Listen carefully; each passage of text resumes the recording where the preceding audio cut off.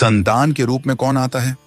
पूर्व जन्म के कर्मों से ही हमें इस जन्म में माता पिता, भाई बहन, पति पत्नी, प्रेमिका, मित्र शत्रु, सगे संबंधी इत्यादि संसार के जितने भी रिश्ते नाते हैं सब मिलते हैं, क्योंकि इन सब को हमें या तो कुछ देना होता है या इनसे कुछ लेना होता है। वैसे ही संतान के रूप में हमारा कोई पूर्व जन्म का संबंधी ही आकर जन्म लेता है, जिसे शास्त्रों में 4 प्रकार का बताया गया है।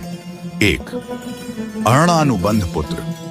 पूर्व जन्म का कोई ऐसा जीव जिससे आपने ऋण लिया हो या उसका किसी भी प्रकार से धन नष्ट किया हो, वह आपके घर में संतान बनकर जन्म लेगा। वह अपना धन बीमारी में या व्यर्थ के कार्यों में तब तक नष्ट करेगा जब तक उसका पूरा हिसाब न हो जाए। 2. शत्रुपुत्र।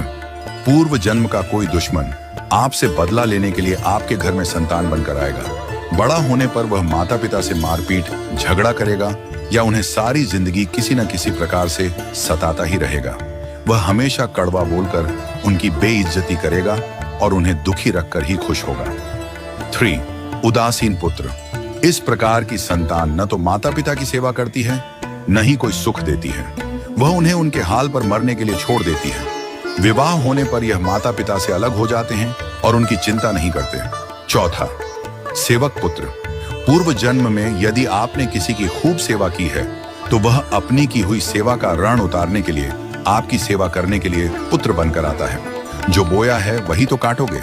यदि अपने माता पिता की सेवा की है तो ही आपकी संतान बुढ़ापे में आपकी सेवा करेगी, वरना कोई पानी पिलाने वाला भी पास न होगा। आप यह न समझें कि यह सब बातें केवल मनुष्य पर ही लागू होती हैं। इन 4 प्रकार में कोई भी जीव आ सकता है। यदि आपने किसी गाय की निस्वार्थ भाव से सेवा की है तो वह भी पुत्र या पुत्री बनकर आ सकती है। यदि आपने गाय को स्वार्थवश पालकर उसके दूध देना बंद करने के पश्चात उसे घर से निकाल दिया हो तो वह ऋणानुबंध पुत्र या पुत्री बनकर जन्म लेगी। यदि आपने किसी निर्दोष जीव को सताया है तो वह आपके जीवन में शत्रु बनकर आएगा।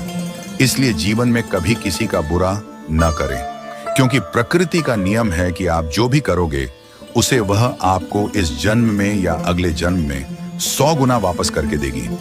यदि आपने किसी को 1 रुपया दिया है तो समझो आपके खाते में 100 रुपया जमा हो गए हैं। यदि आपने किसी का 1 रुपया छीना है तो समझो आपकी जमा राशि से 100 रुपये निकल गए। जरा सोचिए, आप कौन सा धन साथ लेकर आए थे और कितना साथ लेकर जाओगे? जो चले गए वे कितना सोना चांदी साथ ले गए।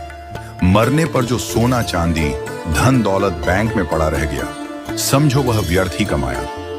औलाद अगर अच्छी और लायक है तो उसके लिए कुछ भी छोड़कर जाने की जरूरत नहीं है, वह खुद ही कमा लेगी।